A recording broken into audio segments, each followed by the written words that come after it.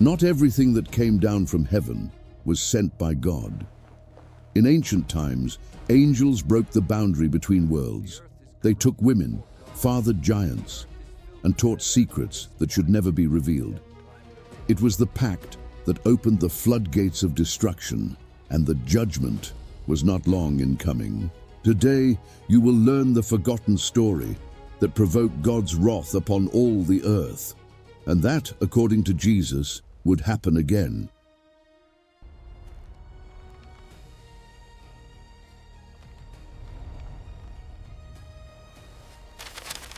For centuries, this chapter was ignored. Some call it a legend, others a heresy, but it is there, hidden in the subtext of Scripture and echoing in ancient texts preserved by those who dared to remember. Before the flood, the world was not only sinful, he was corrupt. There was something different, a type of decay that wouldn't arise solely from human nature. Something bigger, external, injected into the creation. The Bible in Genesis 6 is clear, albeit enigmatic. The sons of God took the daughters of men as wives. The result? Giants, violence, an unrecognizable world. But who were these children of God? Why did they come down to earth? And what exactly did they teach the men? The Book of Enoch, although not canonical, preserves a detailed testimony.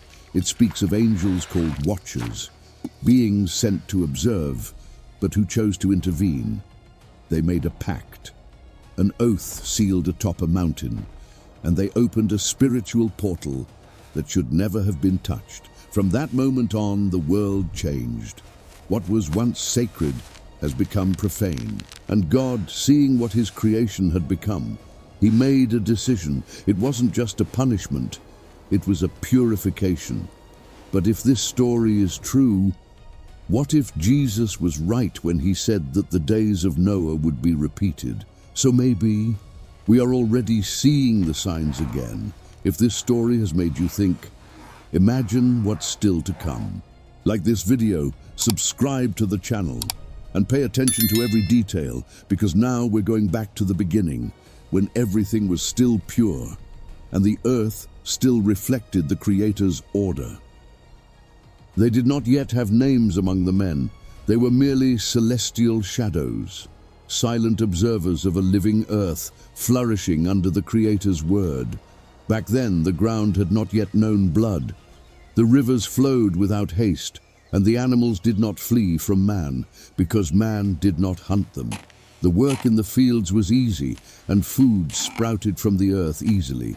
And the days followed one another like songs in a perfect cycle. But not everything was visible to mortal eyes, for there were eyes from on high, eyes that saw what no man perceived. They were there, in silence, witnessing the history of mankind, from clay to the soul. These celestial beings were appointed not to reign, but to keep watch. Appointed by God, they knew their role, not to interfere, only to protect. Do not touch, just observe. And for a long time it was like that. Humanity was growing, tents were multiplying, families were formed, and the spirit of worship still pulsed, simple but sincere. Those were peaceful days, but also of innocence. The man was strong but not arrogant. He was building, but not for his glory. The fear of death had not yet taken hold of his heart. And although sin was already present since the fall, the world had not yet plunged into what was to come. Corruption that destroys from within. The greed that dominates the mind. The thirst for power. These things were still dormant seeds in the soil of humanity, but not everyone looked at earth with the same fear. Among those keeping watch from above, there was unease. They were not demons. They were not enemies of God, but also they weren't naive anymore. Time has brought forth something in them that should not have existed. Curiosity. The kind of curiosity that grows in silence, one who observes beauty and begins to desire. What was once a mission, it became a fascination. What surveillance was, now it was enchanting. And this enchantment wasn't about the landscapes nor about nature. It was because of them, the women of men, fragile yet strong, limited but fascinating. And then the first thoughts emerged. No one would listen to them. But in heaven, everything is heard. Even what is left unsaid. No agreement had been made yet. But the seed was already germinating. While the men slept, the heavens were in conflict. In each village, life went on as usual. The children ran between the pastures. The bonfires lit up the nights. And the name of the Lord was still invoked by the righteous. But behind the scenes, in the invisible realm, a decision was taking shape. A move that would change the course of everything. Because when beings are created to serve, they start wanting to own. Imbalance is inevitable. The heavens were made to protect the earth. But back then, for the first time since its creation, some began to want to go down of their own accord. And the question burned in the silence. Why? What makes a being eternal? To desire what is fleeting. Why would someone who dwells in the light, do you covet what belongs to dust? It was in this silent tension that the days began to darken. Not visibly, not yet, but the spiritual world already sensed it. As if a cloud, still distant, began to form on the invisible horizon. It wasn't a windstorm, it was a storm of decisions, and she was about to break down. In the darkness of Mount Hermon, the silence would be broken. There, where the eyes of men could not see, the first forbidden pact would be sealed, and nothing more. It would be like before. The night was thick. There were no human witnesses, just silence, and eyes that knew what they were about to do. The place was high, remote, forgotten. They called him Hermon. There, far from the eyes of earth, angels decided to break through the boundary that separated them from the creation they were only supposed to observe. They didn't get there by chance. Everyone knew the risk. Each one understood the weight of the transgression, but even so, they were willing.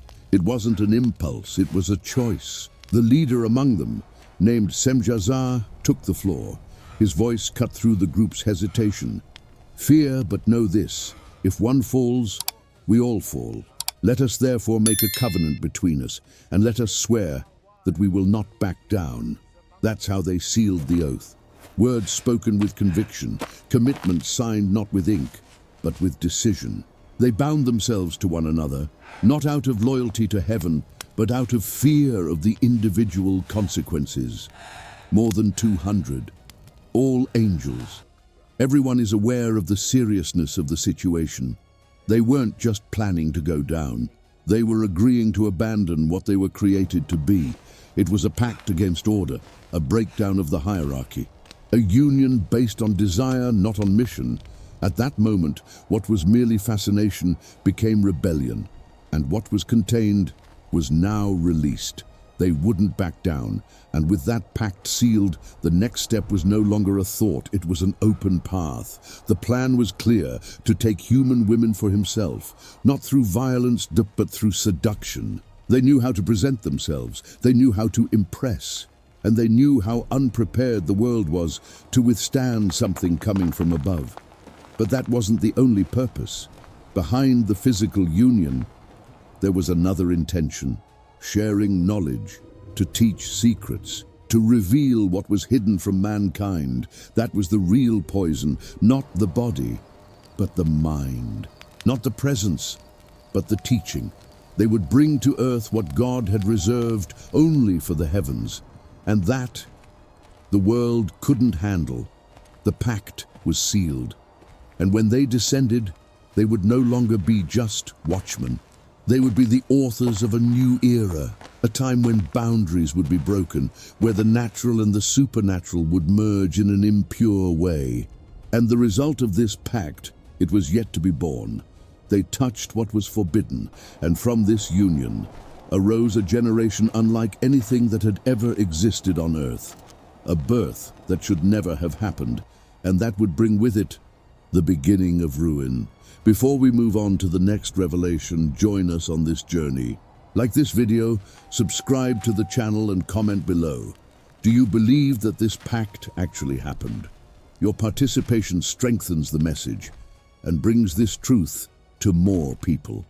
What was born from that union, it wasn't human, and also it wasn't celestial. It was something hybrid, a generation that should never have existed. The ancients called them Nephilim, fallen beings, giants, spiritual aberrations, born from a pact that violated God's laws and the limits of creation. They came into the world hungry for conquest, with strength beyond the flesh, and with a nature that knew no mercy. From a young age they were dominant. From a young age they destroyed things. And as they grew, the world began to shrink before them. The villages that once lived in peace now lived in fear. The families were hiding. The righteous wept in silence. Because what walked across the earth was not just a physical threat. It was a living reflection of the spiritual corruption that had taken root in the heart of the world. These beings were hungry. Not just food, but power, control, of blood. Wherever they went, they took everything they wanted. They were worshipped as gods. They were feared like beasts. And above all, they were uncontrollable. There was no king to command them. No amount of wisdom could stop them. They were simply driven by the brutal impulse of force. And behind them, the fallen angels continued to operate. The pact was still in effect. The teaching continued. The poison was spreading. Weapons were multiplying. The enchantments deepened. Greed was becoming culture. And the men, instead of resisting, they began to imitate. The generation of the Nephilim was not merely an accident. She was the catalyst, proof that spiritual corruption had touched the DNA of humanity, and the earth felt it. The balance was broken. Innocence has vanished. Creation groaned. The days of peace are a thing of the past. Now was a time of domination, fear, and violence. Many tried to resist. But how can one resist a force that came from heaven, a perverted one? How can one fight against beings born from the union of the eternal and the earthly?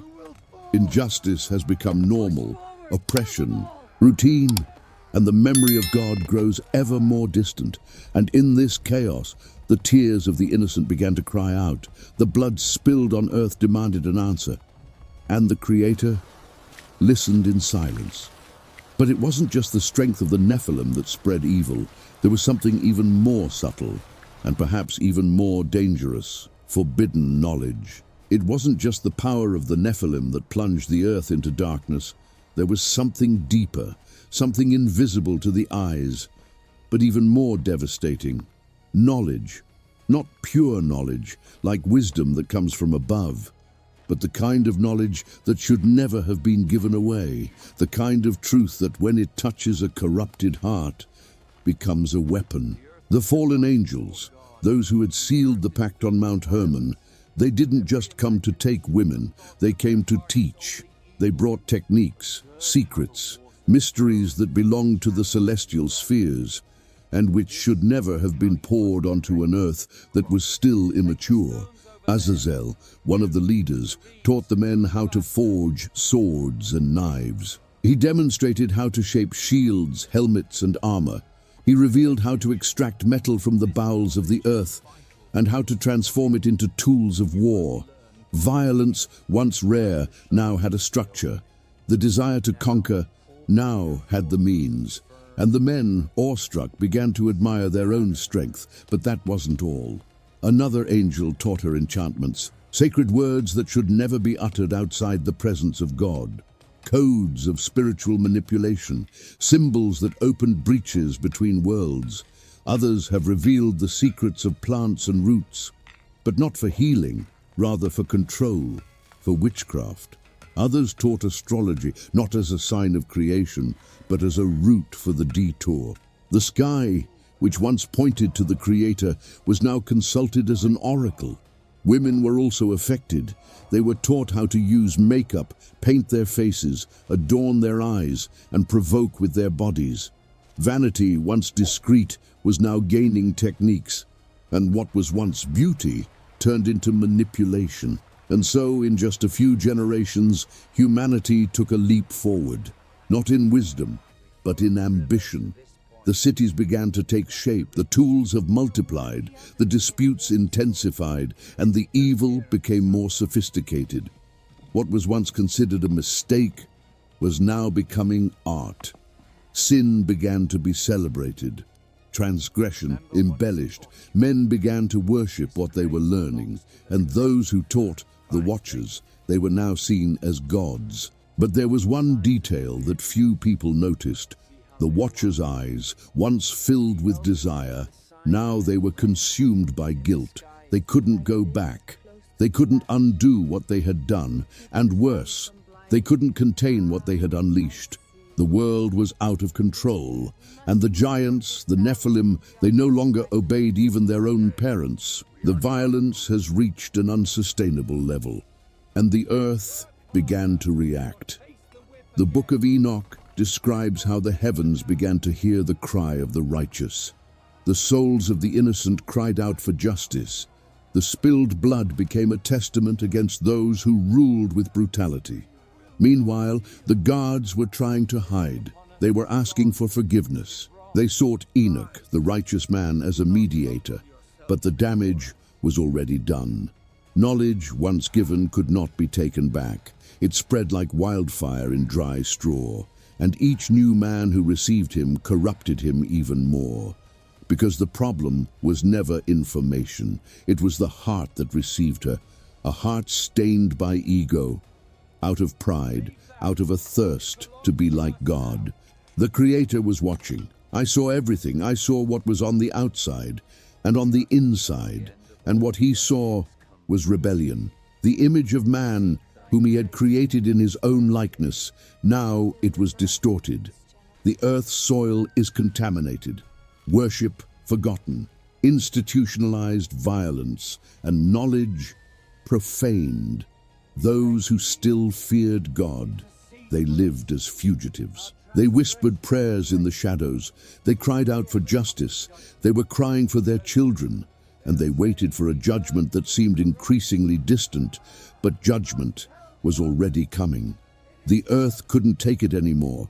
The heavens were about to answer, and God's answer, it would be definitive. If this part of the story impacted you, if this silent corruption reminded you of our times, so like the video, subscribe to the channel, and leave a comment. Do you think we're still repeating the same mistakes? Your voice matters, and it can awaken others too. One cannot harm a living creature without consequence. The earth is not just matter. She feels it, and at that time, she was suffering. The roots of the trees no longer absorbed peace. The winds carried whispers of blood. The fields, once fertile, were becoming a stage for brutality. Where there was once harmony, now there was shouting.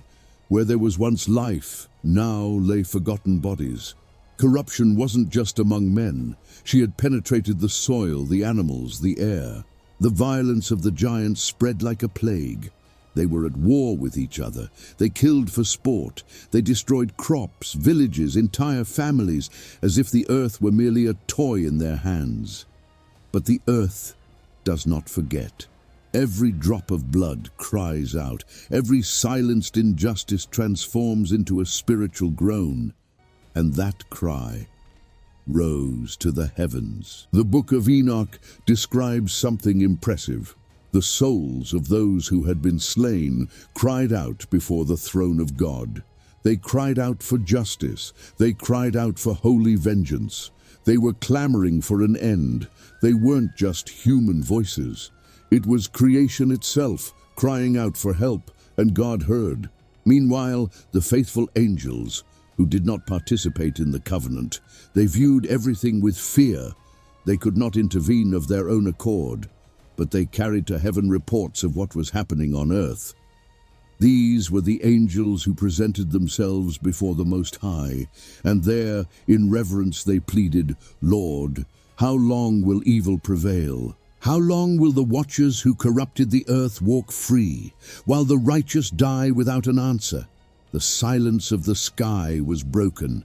The answer came, not as a word, but as a decree. God not only heard, he decided to act. It was at this moment that Enoch entered the scene once again. An upright man, set apart in his generation, he walked with God when no one else did. And it was to him that the Most High revealed what was to come. He was entrusted with the message, not a message of consolation, but of judgment. Enoch was sent as God's spokesman to the watchers. They, who had once beheld the glory of heaven, they would now receive a sentence. When the man appeared before them, they trembled. They tried to convince him to intercede for them. They asked for forgiveness. They pleaded that their wives and children not be destroyed, but the time for mercy had passed, and what Enoch declared was clear. You who were created on high, they descended to join the dust. You who should be teaching righteousness, they taught wickedness. God's judgment is determined. Their children, the giants, will perish. And you will see all of this before you are cast into darkness. They cried, they shouted, they fell face down on the ground, but there was no turning back now. Meanwhile, on earth, the chaos seemed to have reached its peak. The cities were rife with occult practices. Strange altars were multiplying. The children were sacrificed. The women were enslaved. The Nephilim fed on fear. The light of truth was fading. Few still called upon the name of the Lord. Most had already bowed to the new system, consumed by passions, greed, and power. And it was at that moment that God made a definitive declaration. My spirit will not remain with man forever. The time for patience was coming to an end, but before the judgment came the preparation. The Lord began to separate those who were still walking in righteousness. Noah, he was not part of the new system. He did not bow to violence. He did not accept corrupt teachings. His lineage had not been contaminated. His heart, even in a dirty world, remained pure. And God chose him, not just for escape, but to preserve what still remained pure. While the Nephilim boasted of their dominion, a simple man began to hear instructions from heaven, instructions that would change the history of humanity. But while Noah was preparing, judgment was also drawing near, because the earth couldn't take it anymore.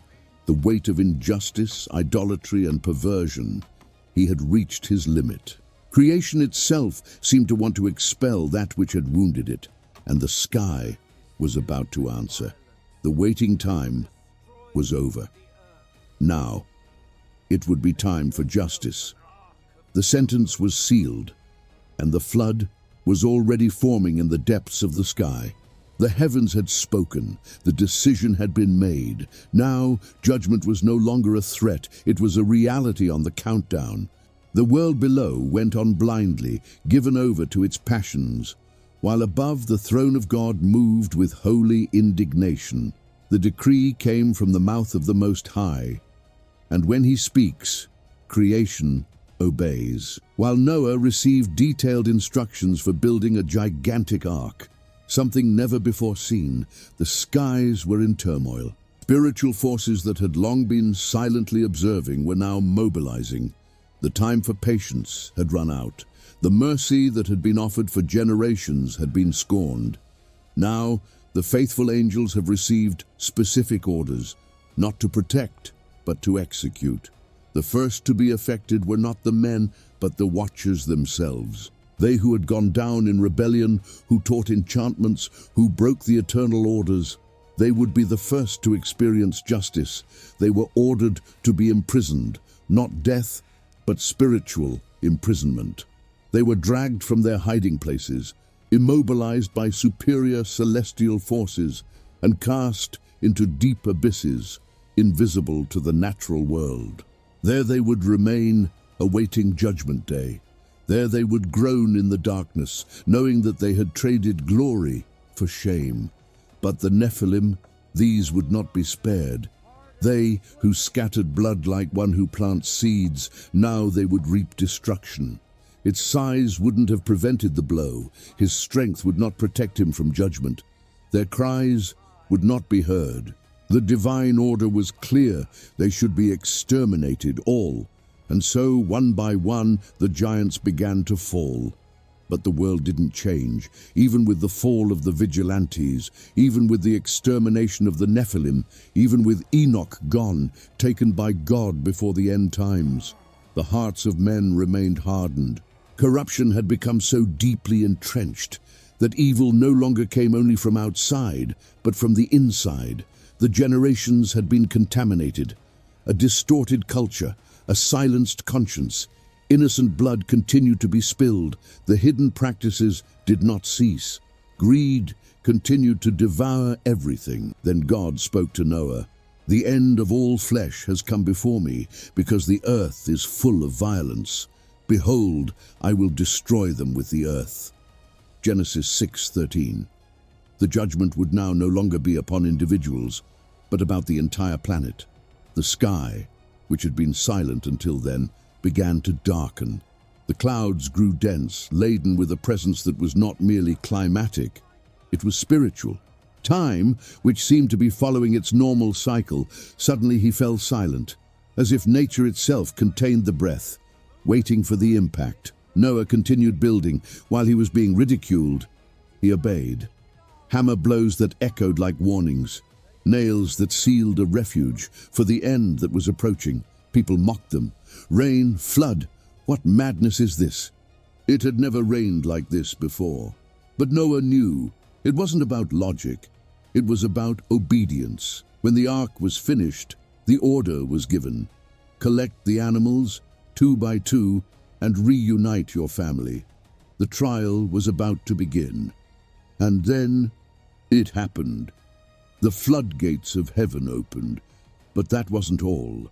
The fountains of the great abyss also broke open. Water gushed forth from the depths of the earth, while torrents of water cascaded down from above. The world drowned. The voices were swallowed by the waters. The towers of the powerful crumbled like leaves in the wind. The pagan altars were swept away like dust. The cities, the weapons, the screams, everything disappeared. Giants have sunk, kings drowned. Priests of darkness died without an answer, and those who once exalted themselves, they were silenced by the hand of the Creator. The earth was returning to the chaos of the waters of Genesis. As in the beginning, everything was covered, everything is silent. Only Noah and his family floated in a wooden womb preserved by promise. The sound of judgment echoed from outside, but inside there was silence, fear, and faith. Days and nights passed, the ark held, the waters covered everything, and the sky, he watched. There were no more empires, not even proud, not even wise in their own eyes, only judgment. Until, at a certain point, the waters began to recede. The time of punishment had run its course.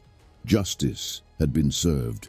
And the same hand that destroyed, now it was pointing towards restoration. The ark came to rest. Life, which had been protected, now he would have the chance to start over.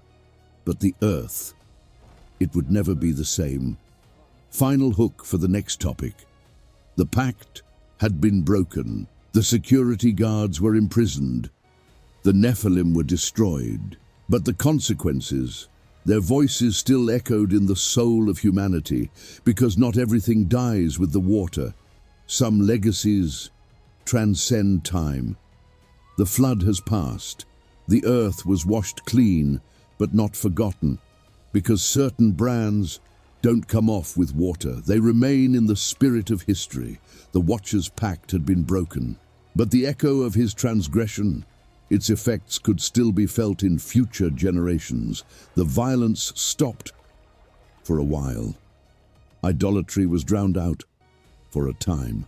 But the seed, that which had been planted by the curiosity of angels and the fascination of men, this one didn't die. She survived through desires, our impulses, in the fallen nature that still inhabited the human heart. The forbidden knowledge had been taken away, the giants eliminated, but man's inclination to exalt himself above God. This has not stopped. And that is why, centuries later, Jesus declared firmly, "As it was in the days of Noah, so it will be at the coming of the Son of Man." It wasn't just a symbolic comparison, it was a direct warning, because patterns repeat themselves. Stories come back in cycles, and what happened before is forming again. Today, we don't see angels descending from heaven to take wives, but we see men playing at being gods, manipulating what is sacred, opening spiritual doors in search of power, fame, and control. Vanity, previously taught by fallen entities, it is now celebrated on digital altars. The knowledge, previously transmitted by rebellious angels, now it is distributed without restraint, without wisdom, without fear. And the violence, which was once the hallmark of the Nephilim, it became culture again. More sophisticated, more modern, but just as brutal. The ancient pact is not just a memory, it's a mirror, a reflection of the human inclination towards rebellion, a reminder that the real enemy, it's not just outside, but inside, and the lesson remains relevant. Knowledge without submission to the Creator leads to destruction. Strength without holiness corrupts. The allure of the forbidden opens doors that man cannot close. Today, the vigilantes are in prison, but many still hear their voices through other means. Distorted doctrines, spirituality without truth, technology without limits, science without conscience. The world is drawing closer to that ancient frontier once more, and few people realize it. Jesus didn't command us to study the past simply out of curiosity, but to discern the present. Noah's generation heeded the warnings, and he laughed. Today, the signs are multiplying, and many remain distracted. The pact of the past has become a warning, a red line that humanity has crossed before, and it looks like it's about to cross again. But there is a difference. Last time, God used water. Next time, it'll be fire. And whoever has ears to hear, let them hear.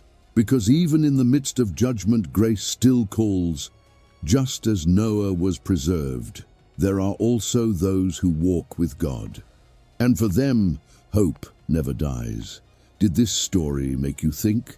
So, like the video, subscribe to the channel and leave a comment. What impressed you most about this revelation regarding the days of Noah? Let's work together to keep this memory alive. And this warning. The water level has dropped. The silence of the earth was different now. It was not the silence of peace, but the echo of something that was broken, and that it could no longer be ignored. The pact was broken. The watchmen imprisoned. The Nephilim swept from the surface, but what remained? It was more than just ruins. It was a legacy, a warning. The world after the flood was no longer the same, not just geographically, but spiritually. The memory of the fall was recorded not in the stones, but in the consciousness of men. God had shown with unquestionable clarity, the time for corruption has a limit. And that judgment is not a metaphor.